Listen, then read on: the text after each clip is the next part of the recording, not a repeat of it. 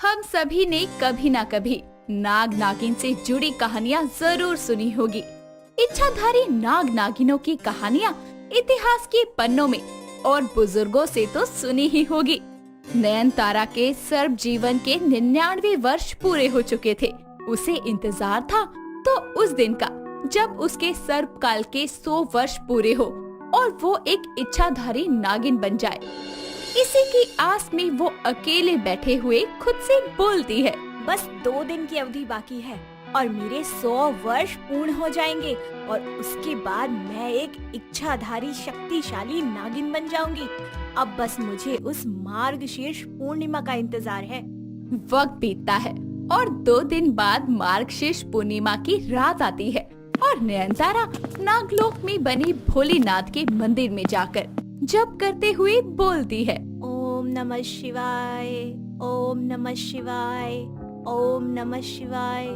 नयनतारा के बाद नागलोक के सभी नाग नागिन भी भोलेनाथ के मंदिर में पहुंचकर पूजा उपासना और नृत्य करने लगते हैं।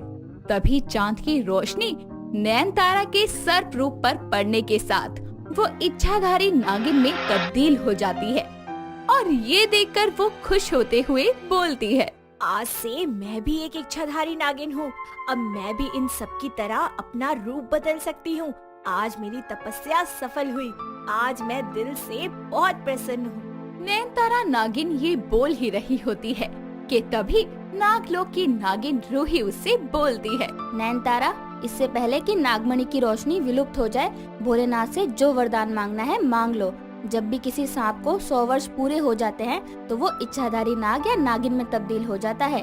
तो हमारे इष्ट देव उन्हें मनचाहा वरदान देते हैं। हे देवों के देव महादेव, आज मैं आपसे 2 वरदान मांगना चाहती हूँ। पहला ये कि मैं नागलोक की सबसे खूबसूरत नागिन बन जाऊँ और दूसरा ये कि इस पूरे नागलोक की महारानी बन जाऊँ। मूर्ख नागिन, ये कैसा वरदान मांग लिया तुमने? सभी नाग नागिन इष्ट देव के प्रति वफादारी और नागमणि की सुरक्षा की शपथ लेते हैं और तुम लालची मानव की तरह ये वरदान मांग रही हो। पूरे 100 वर्ष की तपस्या के बाद मुझे ये अवसर प्राप्त हुआ है। इसे मैं ऐसे ही जाया तो नहीं जाने दूंगी। आज भोलेनाथ को मुझे वरदान देना ही होगा। मैं उनके भक्त हूँ, वो मुझे ऐसे खाली हाथ नहीं लौटने दे सकते। नयनतारा नागलोक वासियों की बात को अनसुना करके मंदिर में बैठकर शिवलिंग के सामने मंत्र का जाप करने लगती है, जिसके बाद भोलेनाथ उसे उसका मनचाहा वरदान देते हैं और नयनतारा पलक झपकते ही एक बेहद खूबसूरत नागिन में तब्दील हो जाती है। जिसके बाद रूही नागिन बोलती है, मेरी ही बुद्धि भ्रष्ट हो गई थी जो मैंने इसे इष्ट देव के वरदान के बारे में बताया। अब ये नाग रानी के सिंहासन पर बैठकर पूरे नागलोक को तबाह कर देगी। वक्त गुजरता है और नयनतारा पूरे नागलोक में अपने वरदानों का गलत इस्तेमाल करके अश्लील हरकतों से तबाही मचाने लगती है। कभी वो मदिरा के नशे में धुत होकर डांस करती तो कभी वो पृथ्वी वासियों की तरह आधे अधूरे कपड़ों में पूरे नागलोक में घूमती और उसकी ये हरकतें देखकर रूही नागिन अपनी सखी बेला नागिन से बोलती है, ना जाने हमारे नागलोक को किसकी नजर लग गई है। इस नयनतारा की विचित्र हरकतें तो देखो। ये तो नागिन के नाम पर धब्बा है। एकदम धूर्त, बिगड़ैल और वाहियात किस्म की नागिन है। पूरे नागलोक में अपनी अश्लीलता फैलाकर इसने हम नागिनों का जीना दुश्वार कर रखा है। ओहो, तो तुम दोनों मेरी चुगली कर रही थी। खैर, मुझे बुरा नहीं लगा। अरे सच तो ये है यार कि एक ही तो जिंदगी मिलती है और जब 2 कौड़ी के साधारण से मानव ये सब करते हैं तब उन्हें कोई रोक टोक नहीं करता और तुम दोनों जल कुकड़ी नागिने मेरे पीछे नहा धोकर पड़ गई हो, न जाने क्यों। देख ले रूही, इसे रत्ती भर भी शर्म नहीं। अरे किस बात की शर्म? हॉट हूँ, ब्यूटीफुल हूँ, गॉर्जियस हूँ। अरे सारे नाग मुझ पर लट्टू होकर घूमते हैं और मेरी अदाएं वो तो तीर की तरह सबके दिल में लग जाती है। ओके बाय, मैं जा रही हूँ। इतना बोलकर नयनतारा वहाँ से चली जाती है। तभी उसकी नजर नागेंद्र पर पड़ती है, जो नागलोक का सबसे खूबसूरत नाग होता है और नयनतारा उसके करीब जाकर बोलती है, आए हाय, क्या झकास शिकार है आज का। आज तो मेरे तन की ज्वाला ठंडी हो जाएगी। ओए चिकने, चलता है क्या अंधेरी गुफा में? फुल नाइट ऐश करेंगे। ये कैसी अश्लील नागिन है इसकी ये बातें सुनकर मैं शर्म से लाल हो गया, लेकिन इसे बोलने में जरा भी शर्म नहीं आ रही। अरे मेरे प्यारे पीले नाग, तूने कभी नागलोक के जन्नत की सैर की है क्या? पिछले 1000 वर्षों से तो मैं इस नागलोक में हूँ। मैंने तो आज तक किसी जन्नत को नहीं देखा। अति उत्तम। चलो आज मैं तुम्हें एक अलबेली और एक अलग जन्नत दिखाऊंगी। इतना बोलकर नयनतारा नागेंद्र को गुफा में लेकर जाती है और नागेंद्र को मदिरा पिलाकर उसके साथ नृत्य करती है, जिसके बाद वो नशे में धुत नाग को हवस का शिकार बनाती है। और अगली सुबह वो खुद से बोलती है, क्या खूबसूरत लवरात्रि थी और ये नागेंद्र कहाँ चला गया? लगता है नागिन का ऐसा अवतार उसे कुछ जमा नहीं। खैर छोड़ नयनतारा, रात गई बात गई। नयनतारा नागिन के भेष में गुफा से बाहर आकर अपना बिगड़ा हुआ श्रृंगार करके बालों को संवार कर वहाँ से जाने लगती है। तभी एक वृक्ष पर बैठा कोब्रेश्वर नाग उसे प्यार से पुकारते हुए बोलता है, सुंदरी, ओ मनमोहिनी, मुझे भी अपने प्यार का मीठा रस चखा दो। तुम्हारी ये अदाएं इस नाग के कलेजे को भेद रही है। मेरी बाहों में आ जाओ। कौन है? कौन पुकार रहा है मुझे? सामने आओ। नयनतारा के बोलने पर कोब्रेश्वर नाग उसके सामने आकर बोलता है, मैं हूँ कोब्रेश्वर नाग। मुझसे क्या चाहते हो? ज्यादा कुछ नहीं, बस तुम्हारे होठों की मधुशाला को चखना चाहता हूँ। तुम जैसे रस भरे पुष्प का भंवरा बनना चाहता हूँ। अभी मैं थकी हुई हूँ और आराम करने के लिए जा रही हूँ। ऐसा करो, तुम आधी रात को मुझे कालकोटी के जंगल में मिलना। उतनी दूर जाने का कष्ट क्यों करना? नागेंद्र के साथ तो इस 1.5 फुट की गुफा में ही रंगरलियां बना ली, और मेरी बारी में इतने नखरे तुम नागिनों को भी ना समझना नामुमकिन है। अबे बेअकल मूर्ख प्राणी, नागेंद्र में और तुम में जमीन और आसमान जितना फर्क है। तुम्हारा तात्पर्य क्या है? मैं उस नागेंद्र से ज्यादा शक्तिशाली हूँ। कोबरा नाग हूँ मैं, कोबरा। वही तो मेरी जान, तुम्हारी माता श्री ने बचपन में तुम्हें जरूरत से ज्यादा कॉम्प्लेन पिलाया था, इसलिए तुम काफी ज्यादा लंबे और तगड़े हो। और वो नागेंद्र, वो तो पौने भर का था। वो तो गुफा से आसानी से निकल गया, लेकिन तुम उसमें फंस गए तो? और फिर जो तुमने मेरे साथ सपने देखे हैं वो कैसे पूरे होंगे? नयनतारा कोब्रेश्वर नाग को अपनी हॉट फिगर और अपनी मीठी बातों में फंसा लेती है। वक्त गुजरता है और आधी रात को वो कालकोटी के जंगल में कोब्रेश्वर नाग के साथ नागलोक के नियम तोड़कर रास लीला रचाती है, और उसकी ये करतूत पूरे नागलोक में फैल जाती है। और एक बार फिर बेला और रूही नागिन बोलती है, हे भोलेनाथ, ये कैसी नागरानी है जो खुद पर ही नियंत्रण नहीं रख पा रही। वो पूरे नागलोक की बागडोर क्या खाक संभालेगी? नागलोक में जितने नाग नागिन नहीं हैं, उससे दुगने इस बेशरम नागिन के रंगरलियों के किस्से हैं। अश्लीलता में तो इसने सनी लियोनी और विपाशा को भी पीछे छोड़ दिया। अय्याश नागिन नयनतारा को अपनी बुरी लत के आगे किसी भी बात या ताने से कोई फर्क नहीं पड़ता, जिसके बाद वो अपने कमरे में बैठी हुई बोलती है, बस यार, अब मैं नागों को टेस्ट करके ना बहुत बोर हो चुकी हूँ। अब मैं पृथ्वी लोक के वासियों के साथ रोमांस करना चाहती हूँ, इसलिए मैं वहीं जा रही हूँ। नयनतारा नागिन झट से नागिन अवतार में पृथ्वी लोक की तरफ चल देती है, और थोड़ी ही देर में वो वहाँ पहुँचती है, जहाँ स्मार्ट और डैशिंग लड़कों को देखकर वो गीदड़ की तरह उन्हें ललचाई नजरों से देखती है। तभी वो रोमिल नाम के एक हैंडसम लड़के के पास जाकर बोलती है, एक्सक्यूज मी, मैं रास्ता भूल गई हूँ, क्या आप मुझे रास्ता दिखा देंगे? Hot, gorgeous, mind blowing. रास्ता तो मैं दिखा दूंगा, लेकिन उसके बदले मुझे क्या मिलेगा सेक्सी लेडी? तुम जो मांगो। ओके, चलो फिर। मेरी खूबसूरती मेरा काम आसान कर देती है, चाहे नाग हो या कोई आम इंसान। हर कोई मेरे रूप से मोहित होकर अपने आप ही हलाल होने के लिए मेरे पास दौड़ता चला आता है। नयनतारा और रोमिल एक सुनसान पार्क में जाते हैं, और नयनतारा बिना समय गवाए रोमिल के करीब जाकर उसे किस करती है, जिसके बाद रोमिल उसके नैनों के इशारे देखकर उसे अपनी बाहों में भर लेता है, और नयनतारा नागलोक और पृथ्वी के नियमों को तोड़कर एक मानव के साथ संबंध बनाती है, जिसके बाद उसके रूप की सुंदरता एक काली भद्दी लड़की में बदल जाती है। और ये देखकर रोमेल उसे खुद से दूर करते हुए बोलता है। छी, दूर हटो मुझसे, कितनी काली और बद्धी हो तुम। रोमेल के मुंह से ये सुनकर नयनतारा को गुस्सा आता है और वो नागिन अवतार में आने की कोशिश करती है, लेकिन वो असफल रहती है। तभी नागलोक की नागिन रूही उसके सामने प्रकट होकर बोलती है। अब तुम चाहकर भी नागिन नहीं बन सकती। तुमने प्रकृति के नियम को तोड़कर एक मानव के साथ संबंध बनाया है और तुमने एक नागिन के पवित्र जीवन का पालन नहीं किया, इसलिए तुम्हें नागलोक से सर्वदा के लिए निष्कासित किया जाता है। यही तुम्हारी सजा है। अब जिंदगी भर इस पृथ्वी लोक पर रहकर मनुष्य की तरह पाप करो और सड़ो। नहीं, ऐसा नहीं हो सकता। मुझे नागलोक से वंचित नहीं किया जा सकता। इस तरह नयनतारा को अपने द्वारा जानबूझकर किए गए पाप के कारण अपनी सभी शक्तियों को खोना पड़ता है और अपना पूरा जीवन पृथ्वी वासियों की तरह बिताना पड़ता है, जिसके बाद उसे जीवन भर अफसोस होता है। तो वहीं दूसरी तरफ रूही नागिन पूरे नागलोक की महारानी बनकर वहाँ की बागडोर को बखूबी संभालती है। नागलोक में नाग पंचमी के अवसर पर मेला लगा था। इच्छा अपने पिता अज्ञेश के साथ बीन बजाया करती थी। वो एक बंजारन नागिन थी, जिस वजह से वो जगह जगह जाकर बीन बजाने और उसे बेचने का काम किया करती थी। अपने और अज्ञेश का पालन पोषण करने के साथ उसे बीन बजाना भी बहुत पसंद था। मेले में उनका प्रदर्शन देखकर नागलोक के सभी नाग नागिन उसकी बीन के धुन पर थिरकने के लिए बेचैन थे।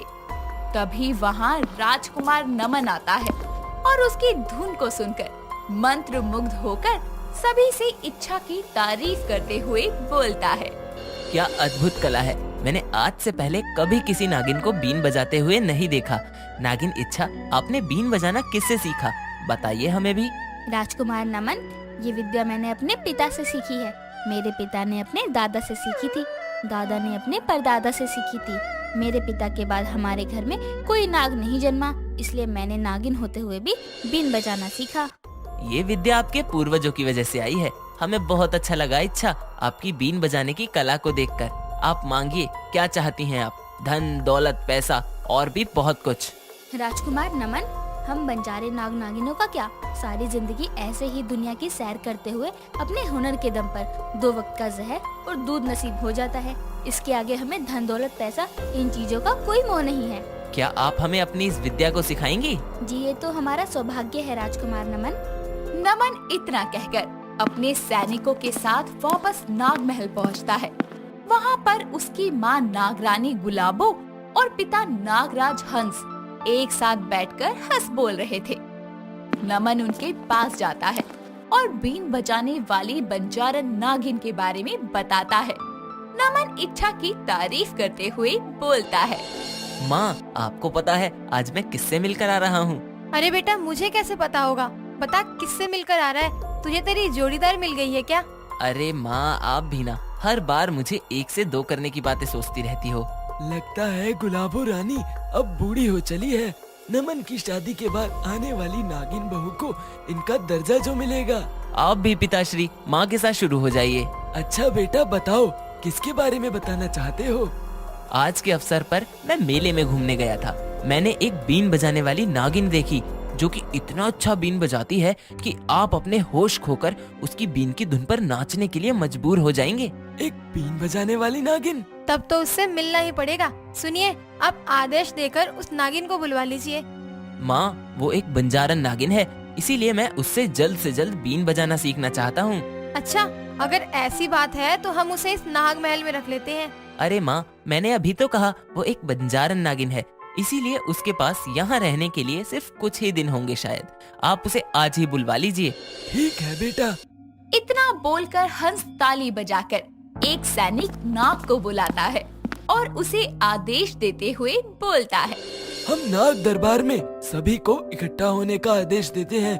कुछ ही देर में बीन बजाने वाली नागिन इच्छा को दरबार में पेश होने का हुक्म देते हैं। सैनिक उसकी बातें सुनकर सारे नाग नगर में नागराज हंस का संदेश पहुंचाता है। कुछ ही देर में वो सैनिक इच्छा के पास पहुंचकर उसे भी सूचना देते हैं। इच्छा अपने पिता के साथ नाग दरबार में जाती है, जहाँ नागराज के सभी नाग नागिन उसकी बीन की धुन सुनने आए थे। नमन, हंस और गुलाबो ऊंचे पद पर बैठे होते हैं। नमन उसको देखते ही उसके पास चला जाता है। तभी हंस बोलता है, नागलोक की प्रजा आप लोगों के सामने जो बीन लेकर खड़ी है, ये हमारे सामने अपनी बीन की धुन बजाने वाली है। आइए इनका मनोबल बढ़ाइए। आप सभी को मेरा नमस्कार। मैं शुरू करती हूँ। इच्छा बीन बजाना शुरू करती है और सभी नाग नागिन उसकी बीन की धुन को सुन के खो जाते हैं।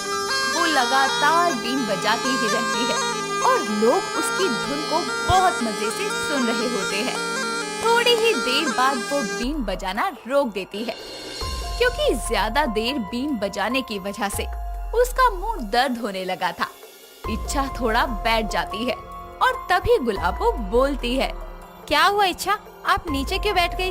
वो मैं थोड़ा थक गई थी, इसलिए थोड़ा आराम करने के लिए बैठ गई। इच्छा की ये बात सुनकर नमन उसे अपनी जगह पर बैठाता है और बोलता है, तुम यहाँ बैठो। आप ये क्या कर रहे हैं? मैं और आपके स्थान पर? नहीं नहीं। इच्छा वहाँ से उठकर जाने लगती है, लेकिन नमन उसे फिर से रोकते हुए अपनी जगह पर बैठा देता है। नमन हंस और गुलाबो से बोलता है, माँ और पिताजी, मैं इच्छा के साथ रहकर उससे बीन बजाना सीखना चाहता हूँ। लेकिन ऐसा कैसे हो सकता है राजकुमार?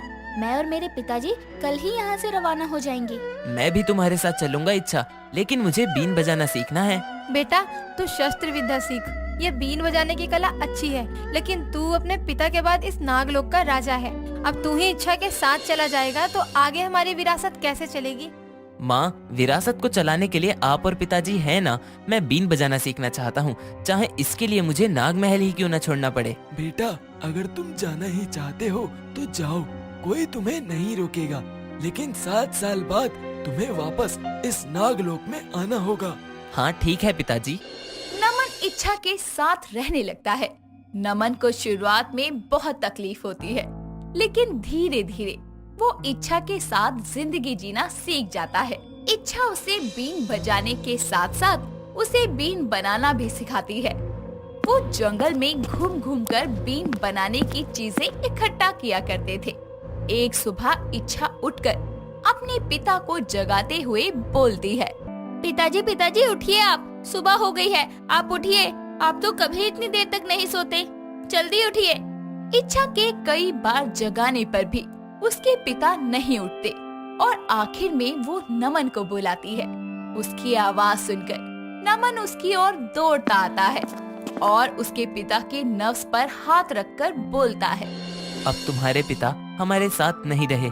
नमन के इतना कहते ही इच्छा फूट फूट कर रोने लगती है। नमन उसे संभालते हुए उससे दूर करता है। थोड़ी देर बाद दोनों मिलकर उनके शरीर को जमीन में दफना देते हैं।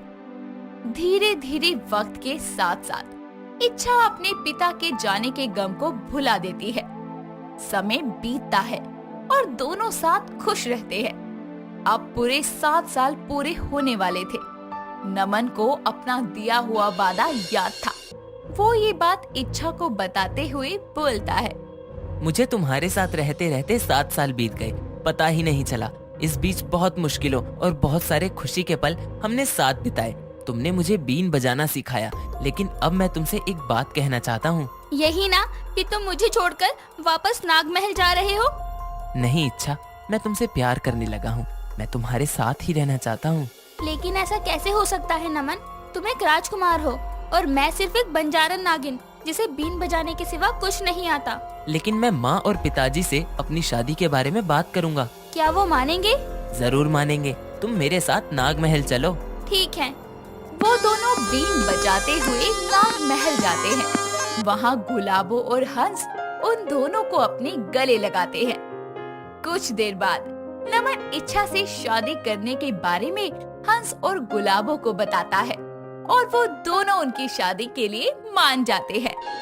और इस तरह बीन बजाने वाली नागिन की शादी नाग से हो जाती है। नागलोक के लुभावने झरने को देखते हुए नागिन नक्षिका अपनी दोस्त वंशिका से बोलती है, वंशिका, नागलोक में हर तरह की सुख सुविधा है। यहाँ के दृश्य भी अति लुभावने हैं, लेकिन कमी है तो कुछ ऐसे त्योहारों की जो केवल धरती लोक पर मनाए जाते हैं, लेकिन नागलोक पर नहीं। ऐसा कौन सा त्योहार है नक्षिका? नागलोक में तो सभी त्योहार मनाए जाते हैं, जैसे होली, दिवाली, नवरात्रे। अब क्या शेष है? ऐसा त्योहार अब भी बचा है जो सिर्फ धरती लोक में मनाया जाता है, और वो सिर्फ 2 लोगों का त्योहार होता है। अगर त्योहार 2 लोगों में ही मनाया जाता है तो वो त्योहार इतना आवश्यक नहीं होगा नक्षिका। तुम व्यर्थ ही इतना सोच रही हो। नहीं वंशिका, तुम समझी नहीं। वो त्योहार 2 लोग मिलकर मनाते हैं, मतलब लड़का और लड़की का त्योहार। उसमें प्रेम होता है। अच्छा, अब मैं समझ गई। तुम रक्षाबंधन की बात कर रही हो, जिसमें भाई बहन का प्रेम होता है। बहन भाई के रक्षा धागा बांधती है। नक्षिका अपनी बात समझाने में असमर्थ हो गई थी, इसीलिए वो बिना बोले चुपचाप वहाँ से उठकर राजमहल चली जाती है, जहाँ जाकर उसकी मुलाकात नागलोक के बिगड़ैल नाग नगेंद्र से होती है, जो उसके रास्ते को रोकते हुए बोलता है। अरे, ये नागलोक की अप्सरा अपने माथे पर शिकन लिए कहाँ जा रही है? कोई परेशानी है तो मुझे बताओ, मैं तुम्हारा आशिक तुम्हारी हर परेशानी को पल भर में तुमसे कोसों दूर भेज दूंगा। अगर ये बेतर्क की बातें तुमने कर ली हो तो कृपया कर मेरे मार्ग से हट जाओ, वरना मुझे गुस्सा आ गया तो तुम इस नागलोक से कोसों दूर हो जाओगे। उफ, ये गुस्सा! कसम से नक्षिका, तुम्हारा तो गुस्सा भी तुम्हारे रूप को और निखारता है।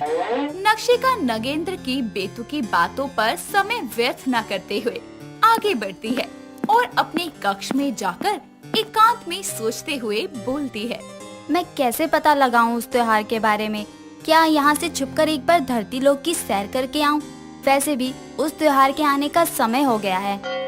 नक्षिका अपनी जादुई शक्तियों से अपना एक प्रतिबिंब बनाकर उसको अपनी जगह नागलोक में छोड़कर खुद पृथ्वी लोक के लिए प्रस्थान करती है, जहाँ वो अपने इंसानी रूप में धरती लोक का भ्रमण कर रही होती है। तभी रास्ते में उसको एक लड़के और लड़की का जोड़ा दिखाई देता है, जिसमें से लड़की अपने साथ चल रहे लड़के से बोलती है।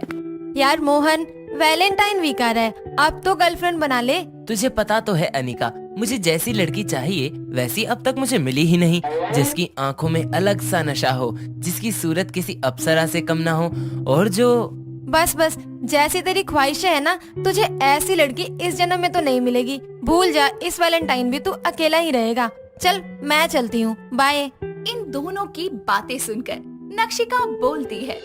अच्छा, तो अब पता लगा इस त्योहार का नाम वैलेंटाइन है। यही तो मैं बताना चाहती थी वंशिका को, लेकिन अब भी मुझे इसकी पूरी जानकारी नहीं है। क्या मैं इस लड़के से पूछूं? क्या नाम था इसका? उस लड़की ने लिया था मोहन। नक्षिका के मुंह से मोहन इतनी जोर से निकलता है कि उससे थोड़ी दूर चल रहा मोहन अपना नाम सुनकर पीछे मुड़ता है, तो वो नक्षिका को देखकर बस उसकी खूबसूरती में डूब सा जाता है। तभी नक्षिका उसके पास आकर बोलती है। श्रीमान जी, मेरी तरफ तो देख रहे हैं, लेकिन मेरी बात भी तो सुनिए। मोहन श्रीमान जी। अचानक से मोहन का ध्यान टूटता है और वो बोलता है। हाँ बोलिए, और एक सेकंड, आप कौन हैं और आप मेरा नाम कैसे जानती हैं? वो मैंने अभी आपके साथ चल रही कन्या के मुंह से सुना था। कोई परेशानी है आपको तो मैं दोबारा आपका नाम उच्चारित नहीं करूंगी। नक्षिका की भाषा सुनकर मोहन को थोड़ी हंसी आती है और वो हंसते हुए नक्षिका से बोलता है। तुम इतनी शुद्ध हिंदी क्यों बोल रही हो? नॉर्मल बात कर लो ना। वैसे तुम हो तो इंसान, लेकिन दिखने में बिल्कुल अप्सरा जैसी हो। वो मैं इंसान ही हूँ, कोई नागिन थोड़ी हूँ। तो मैंने कब कहा कि तुम नागिन हो? अच्छा ये बताओ कि तुमने मुझे आवाज लगाई तो कोई काम था क्या? वो मुझे इस त्योहार के बारे में जानना है, जिसके बारे में वो तुम्हारे साथ वाली लड़की बात कर रही थी, वो वैलेंटाइन वाला त्योहार। मोहन नक्षिका के वैलेंटाइंस को त्योहार बोलने पर हंसता तो है, लेकिन बाद में वो उसको अच्छे से बिठाकर वैलेंटाइंस के बारे में सब कुछ बताता है। साथ ही उसको धरती लोक के अलग अलग जगह पर भी घुमाता है, जहाँ वैलेंटाइंस की तैयारियां चल रही होती है। ये सब देखकर नक्षिका बहुत खुश होती है और एक हार्ट वाला बैलून लेकर बोलती है। ये सब होता है वैलेंटाइन पर, लेकिन मेरे पास तो बॉयफ्रेंड ही नहीं है, मैं कैसे मनाऊंगी ये? ये तो बहुत बड़ी समस्या है, अब क्या करें? मेरे पास एक आइडिया है। तो बोलिए ना, इतना विलंब मत कीजिए। क्यों ना मैं तुमको प्रपोज करके अपनी गर्लफ्रेंड बना लूं। I mean, अगर तुम चाहो तो। नक्षिका जब से मोहन के साथ थी तब से वो बहुत खुश थी और उसके पूछने पर वो हाँ करने ही वाली थी। तभी वो कुछ सोचते हुए बोलती है, मैं तुम्हारे साथ आज सुबह से हूँ, तो मैं इतना भरोसा तो कर सकती हूँ तुम पर कि तुम्हें अपना एक सच बता दूँ। उसके बाद सोचना क्या करना है। कैसा सच? नक्षिका मोहन का हाथ पकड़कर उसको अपनी शक्तियों से गायब करके एक सुनसान जगह ले आती है, जहाँ आकर मोहन हैरान होता है कि ये कैसे हुआ। तभी नक्षिका अपने नागिन रूप में आकर बोलती है, ये मेरा असली रूप है, नागिन हूँ मैं, नागिन। मोहन नक्षिका का नागिन रूप देखकर डर जाता है और वहाँ से भागने लगता है। तभी नक्षिका अपने इंसानी रूप में आकर बोलती है, रुक जाओ मोहन, मैंने आज पहली बार किसी के इतने करीब होने का एहसास किया। तुमसे मिलकर जाना कि इंसान कितने अच्छे और प्रेम से भरे होते हैं। मैं तुमको जबरदस्ती नहीं रोकूंगी, लेकिन मेरे मन में तुम्हारे लिए कुछ भावनाएं हैं और मैं चाहती थी कि इस वैलेंटाइन पर तुम मेरे प्रेमी बनकर मेरे साथ ये त्योहार मनाओ। कुछ देर पहले मोहन नक्षिका को प्रपोज करने की सोच रहा था, लेकिन अब नक्षिका ने ही उसे अपने दिल की बात बता दी थी। पर इस वक्त मोहन कुछ भी समझ नहीं पाता और उसकी बात का बिना जवाब दिए चलने लगता है। ये देखकर नक्षिका बोलती है, लगता है हम नागिनों के नसीब में है ही नहीं वैलेंटाइन वाला त्योहार मनाना। मुझे वापस नागलोक ही चले जाना चाहिए। यहाँ आकर ये पता चल गया कि लोगों को नागिन के इंसानी रूप से तो प्यार हो जाता है, लेकिन उनकी सच्चाई पता लगने के बाद वो उनको अपनाते नहीं हैं। इतना बोलकर नक्षिका वापस जाने लगती है। तभी मोहन मुड़कर आता है और उसे रोकते हुए बोलता है, रुक जाओ नक्षिका, तुमको पता है आज तक मैं अकेला था, मेरी कोई गर्लफ्रेंड नहीं बनी, क्योंकि मुझे लगता था कि मेरे लिए कोई लड़की बनी ही नहीं है। आज पता लगा कि सच में मेरे लिए कोई लड़की नहीं बनी, क्योंकि मुझे तो किसी लड़की से नहीं बल्कि नागिन से प्यार होना था। हाँ Nakshika, I love you, will you be my Valentine? इसका क्या मतलब है?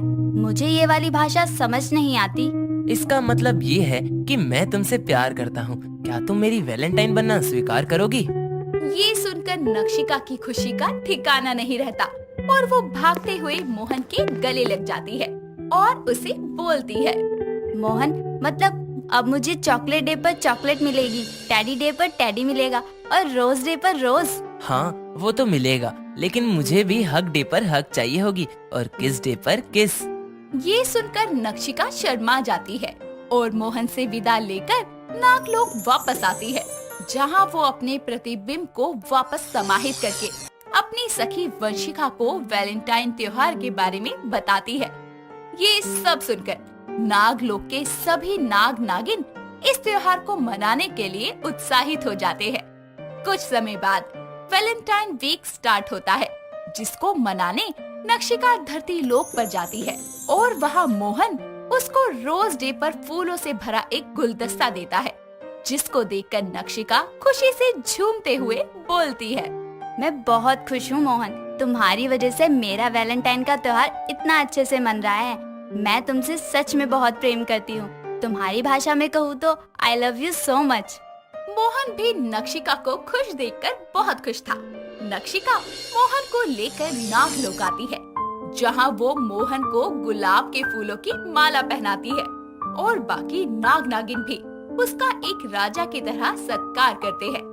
नागलोक का बिगड़ैल नाग नगेंद्र भी बस जलने के सिवाय कुछ नहीं कर पाता। वैलेंटाइंस के आगे के दिन भी नक्षिका नागलोक में मनाती है। टेडी डे पर वो खुद भी मोहन को टेडी देती है और साथ ही बाकी के दिन भी दोनों खुशी से मनाते हैं। और वैलेंटाइंस डे वाले दिन मोहन नक्षिका को शादी के लिए प्रपोज करते हुए बोलता है, नक्षिका, तुमने ये साबित कर दिया कि वैलेंटाइन वीक में सच में सच्चा प्यार मिल सकता है, क्योंकि मुझे इसकी वजह से तुम मिल गई। मैं तुमसे बहुत प्यार करता हूँ। क्या तुम हमेशा के लिए मेरी वैलेंटाइन पार्टनर बनोगी? हाँ मोहन, हाँ। वैलेंटाइंस के त्योहार के चक्कर में नक्षिका को उसके जीवन भर का साथी मोहन मिल जाता है, जिसके बाद मोहन के साथ उसकी शादी नागलोक में बड़े धूमधाम से होती है और वो हमेशा के लिए अपने वैलेंटाइंस को अपनी जिंदगी का हमसफर बना लेती है। नागलोक की नागरानी अश्लेषा नागिन अपने कक्ष में सो रही होती है, जहाँ सपने में वो एक सुंदर से युवक को किस कर रही होती है, जिसके बाद वो लड़का मर जाता है कि तभी अचानक उसकी नींद खुलती है और उसके सपनों पर पानी फिर जाता है और उसके बाद वो अपने चारों ओर देखते हुए बोलती है, सपना था, ये भी झूठ था, इसे भी मुझसे नहीं बल्कि मेरे जिस्म से प्यार था, इसलिए मारा गया। भोलेनाथ, मेरे मन का मीत आखिर मुझे कब मिलेगा? बचपन से मेरा एक ही सपना है कि मुझे प्यार करने वाला मिले, जो मेरे रूप की तारीफ करे, मुझे अपनी बाहों में लेकर मेरे खूबसूरत होठों पर किस करे और जिसके मन में मेरे लिए कोई छल ना हो। अश्लेषा नागिन ये बोल ही रही होती है कि तभी उसकी सहेली अमृता पीछे से आती है और उसका मजाक उड़ाते हुए बोलती है, क्या हुआ अश्लेषा, कहीं फिर से सपने में किसी राजकुमार को चुंबन तो नहीं कर रही थी? हाँ यार, कितना अद्भुत सपना था। पता है, माँ मुझे बचपन से बताती थी कि मेरा साथी सबसे अलग होगा, उसके चेहरे पर तेज होगा और वो सच्चा होगा। हे भोलेनाथ, शुक्र है कि वो सपना था, वरना वो भी बाकियों की तरह मारा जाता, जैसे कि नक्श और व्योम इसके होठों के जहरीले किस्से मारे गए थे। वो दोनों झूठे थे, उनमें से किसी को भी मुझसे प्रेम नहीं था, वो बस मेरा फायदा उठाना चाहते थे, इसलिए मारे गए। मैं एक नागिन हूँ, मेरे अंदर विष होना लाजमी है। ये भोलेनाथ का दिया हुआ वरदान है कि अगर कोई मुझे झूठ बोलकर हासिल करना चाहेगा ना, तो उसका अंजाम यही होगा। तुझमें इस संसार की तमाम नागिनों से 100 गुना ज्यादा जहर है, इसलिए जिस भी वस्तु को तू अपनी जुबान से स्पर्श करती है वो उसी वक्त भस्म हो जाती है, और इस नागलोक के 2 नागों को तू निपटा चुकी है। इसी कारण बाकी के नाग तेरे पास आने से और तेरे आसपास भी गुजरने से कतराते हैं। अश्लेषा नागिन हूँ मैं, मेरा डसा पानी भी नहीं मांगता और मेरे इस विषैले जहर का कोई तोड़ नहीं है। इससे पहले कि मैं अपना पूरा जहर तुम्हारे अंदर उतार दूं, मेरी नेत्रों के आगे से ओझल हो जाओ। जा रही हूँ, लेकिन इतना सुन ले, जब तक तेरे होठों और तेरे चुंबन में ये जहर रहेगा तब तक तुझे किसी पुरुष का प्यार नसीब नहीं होगा। तो भूल रही है कि मुझे भोलेनाथ का वरदान मिला है, जो मुझसे सच्चे दिल से प्यार करता होगा ना, उसे मेरा जहर कभी नहीं मारेगा। उसकी बातें सुनकर अमृता नागिन फौरन अपना रूप बदलकर वहाँ से चली जाती है, जिसके बाद अश्लेषा नागिन बोलती है, हे भोलेनाथ, मैं क्या करूँ इस सुंदर रूप का? कोई भी नाग मेरे समीप आने से कतराता है। क्या संपूर्ण जीवन मैं अकेली ही रहूंगी? इतने बड़े विश्व में, पूरे नागलोक में क्या ऐसा कोई भी साथी नहीं है मेरा, जो मेरे अरमान पूरे कर सके, मुझे प्यार कर सके? वक्त बीतता है और अश्लेषा नागिन नाग नागिनों के प्रेमी जोड़े को एक साथ प्यार भरे लम्हे बिताते देखकर बेहद मायूस हो जाती है और बोलती है, पूरे नागलोक में मुझे छोड़कर बाकी सबके पास साथी है। इस काली नागिन को ही देख लो, ना रूप है ना अदाएं हैं, फिर भी इसके पास विक्रांत है। अरे जिसे मैंने चाहा था वो इसे मिल गया।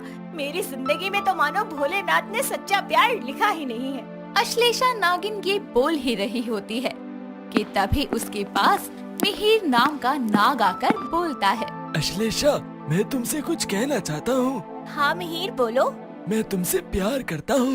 मैं कैसे यकीन कर लूं कि तुम मुझसे सचमुच प्यार करते हो? मेरी आंखों में सिर्फ तुम्हारे लिए प्यार है। वो तो अभी पता चल जाएगा कि तुम मुझसे प्यार करते हो या फिर मेरे इस सुंदर रूप से। अब मेरा मन कर रहा है कि मैं तुम्हें किस कर लूं। बोलो, अपने प्यार की ये विश पूरी करोगे ना मिहिर? अब क्या करूं? अगर मैंने मना किया तो मेरा सच सामने आ जाएगा कि मुझे इससे नहीं बल्कि इसके रूप और इसके शरीर से प्यार है। बस एक बार तुम्हें अपना बनाना चाहता हूँ, और जब हम दोनों 2 से 1 हो जाएंगे तो मैं नागलोक का राजा बन जाऊंगा और पूरे नागलोक पर राज करूंगा। क्या हुआ मिहिर? मैं तुम्हें किस करना चाहती हूँ। आओ मेरे पास आओ, उसके बाद ही हम अपने रिश्ते को आगे बढ़ाएंगे। बाबा के कहे अनुसार मैंने धतूरा और कनेरा को ग्रहण कर लिया है, जिसके बाद इसका विष मुझ पर असर नहीं करेगा।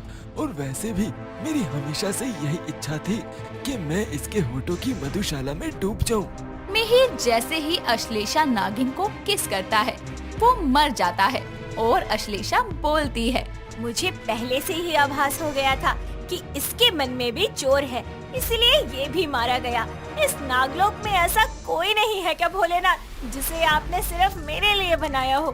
वक्त बीतता है और अश्लेषा नागिन अपने प्यार का इंतजार करती है और आधी रात को सपने में वो खुद को एक सुंदर युवक के साथ पृथ्वी लोक में पाती है। तभी उसकी आँख खुलती है, जिसके बाद वो बोलती है, वही तेज जिसे मैं इतने सालों से नागलोक में ढूंढ रही हूँ, कहीं वो पृथ्वी लोक पर मेरा इंतजार न कर रहा हो। मुझे वहाँ जाना होगा।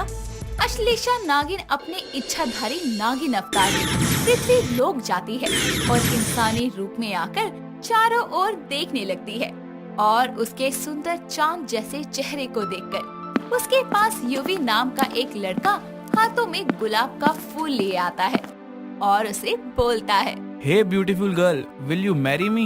इसके चेहरे पर तेज तो नहीं, लेकिन आंखों में लालच नजर आ रहा है। ओ मिस्टर, मेरा पीछा छोड़ो। अरे ऐसा मत करो, तुम मेरे दिल के कमरे में बिना परमिशन आ गई। वैसे भी आज रोज डे है। मतलब? अरे आज 7 फरवरी है। फरवरी कपल वीक होता है। 7 फरवरी से इसकी शुरुआत होती है। मेरा ये रोज लेकर मुझे अपना बॉयफ्रेंड बना लो। आई लव यू। ठीक है, तो तुम मेरे लिए क्या कर सकते हो? जो भी तुम कहो। तो चलो मेरे साथ। अश्लेषा नागिन उसे सुनसान जगह पर लेकर जाती है और युवी बोलता है, क्या बात है, रोमांस की इतनी हड़बड़ी? तो मेरे पास तो आओ और मुझे किस करो। युवी उसकी बात सुनकर कांपते हुए उसके गालों पर किस करता है और अश्लेषा बोलती है, मूर्ख प्राणी, गालों पर नहीं होठों पर किस करो। क्या गर्लफ्रेंड मिली है? एकदम ओपन माइंडेड। मेरी तो लॉटरी लग गई। चल यूवी, स्टार्ट हो जा। युवी जैसे ही अश्लेषा को बुरी नियत के साथ किस करता है, बाकियों की तरह वो भी नागिन के जहर के कारण भगवान को प्यारा हो जाता है, जिसके बाद अश्लेषा अपनी सारी आस को चकनाचूर करके बोलती है, पूरी दुनिया हवस से ही भरी है, सबको सूरत और शरीर से ही प्यार है। लगता है मुझ बदनसीब नागिन को कभी कोई सच्चा जीवन साथी मिलेगा ही नहीं। इतना बोलकर अश्लेषा नागिन आंसुओं के साथ नागलोक की ओर प्रस्थान करने लगती है। तभी उसकी नजर अपने सपने में दिखने वाले लड़के पर पड़ती है और अश्लेषा उसके पास दौड़ते हुए जाकर बोलती है, मित नहीं, मैं शिवम हूँ। ऐसी ही चाहत की तलाश थी। इसकी आंखों में कितनी वफादारी है, देखते ही प्यार हो जाए। शिवम बिना वक्त गवाए उसे प्रपोज करता है और अश्लेषा उसका दिया हुआ गुलाब लेकर उससे उसका नाम पूछती है। तुम्हारा नाम क्या है? मैं शिवम हूँ। शिवम अर्थात स्वयं शिव। हे भोलेनाथ, तेरा कोटि कोटि धन्यवाद जो तूने मेरी सुन ली और शिवम को जीवन साथी के रूप में भेज दिया। पृथ्वी लोक में मनाए जाने वाले कपल डे से अनजान अश्लेषा उसके मनमोहक रूप और उसकी मधुर बोली में गुम हो जाती है। वक्त बीतता है और रोज डे के बाद 8 को आता है प्रपोज डे, 9 को चॉकलेट डे और 10 को टेडी डे, 11 को प्रोमिस डे और 12 को हग डे इत्यादि एक साथ सेलिब्रेट करते हैं। और अश्लेषा एक दिन शिवम के साथ मंदिर जाती है और शिव की मूर्ति के आगे हाथ जोड़कर बोलती है, हे भोलेनाथ, शिवम को मेरी जिंदगी में भेजकर तूने तो मेरी अधूरी जिंदगी को पूरा ही कर दिया। और हाँ, पृथ्वीवासी भी इतने बुरे नहीं होते, वो भी बहुत अच्छे होते हैं और शिवम जैसा जीवन साथी मिलना ये तो एक भाग्य की बात है। अश्लेषा, क्या हुआ? क्या मांगा भोलेनाथ से? तुम्हें मांगा। और तुमने क्या मांगा? मैंने हमेशा एक ही दुआ मांगी थी कि मुझे आज के जमाने की तरह चालू और धोखेबाज लड़की की जगह एक सादगी पसंद लड़की मिले। पता नहीं था कि ऊपर वाला मेरी जिंदगी में तुम्हें भेजेगा। इतना बोलकर दोनों एक कपल पार्क में जाते हैं, जहां सभी प्रेमी जोड़े एक दूसरे को किस कर रहे होते हैं। ये देखकर अश्लेषा बोलती है, पृथ्वी लोक में आज भी कोई खास दिन है क्या शिवम? हाँ, आज 13 फरवरी है, किस डे है आज, इसीलिए सभी कुछ ज्यादा रोमांटिक हो रहे हैं। तो फिर तुम क्यों दूर हो रहे हो? तुम भी मुझे किस कर सकते हो। नहीं, मैं अपने दायरे में रहना चाहता हूँ, क्योंकि मेरा प्यार रूह से है। जब तक तुम पूरी तरह मुझ पर भरोसा नहीं कर लेती, मैं तुम्हारे करीब नहीं आऊँगा। पर ऐसा क्यों? क्योंकि भरोसा सबसे बड़ी चीज है, जिसे जीतना बेहद मुश्किल होता है, और मैं तुम्हारे मन में अपने लिए प्यार से ज्यादा भरोसा चाहता हूँ। आई लव यू। शिवम की ये बात सुनकर अश्लेषा उसके करीब जाकर उसे किस करती है, जिसके बाद शिवम अपना कंट्रोल खो देता है और थोड़ी देर बाद अश्लेषा बोलती है, हे भोलेनाथ, ये मुझसे क्या हो गया? कहीं शिवम मेरे जहर के कारण मर ना जाए। नहीं नहीं, मैं उसे खोना नहीं चाहती, बस इसका प्यार सच्चा हो। शिवम के मन में अश्लेषा के लिए सच्चा प्यार होने के कारण उसे कुछ नहीं होता। वक्त गुजरता है, जिसके बाद रात के 12 बजे पहर बदलने के साथ वैलेंटाइन यानी के 14 फरवरी 2022 आता है और नसीब से उस दिन सोमवार होता है और अश्लेषा अपने इष्ट देव को धन्यवाद की भेंट चढ़ाते हुए शिवम के साथ वैलेंटाइन डे सेलिब्रेट करती है और अश्लेषा शिवम के गले लगती है, जिसके बाद दोनों जोड़े अपने खूबसूरत पल को वैलेंटाइन के दिन रोमांटिक अंदाज में एक दूसरे के साथ बिताते हैं और इस तरह फाइनली नागिन की किस की विश पूरी हो जाती है।